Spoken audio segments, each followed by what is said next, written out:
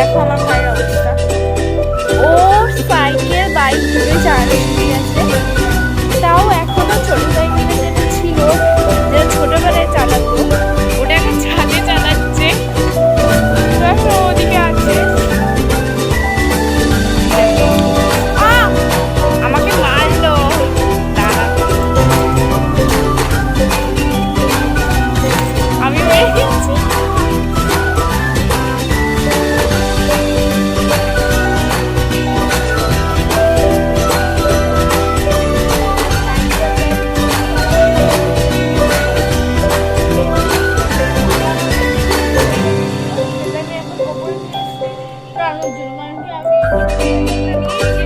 শিখেছিলাম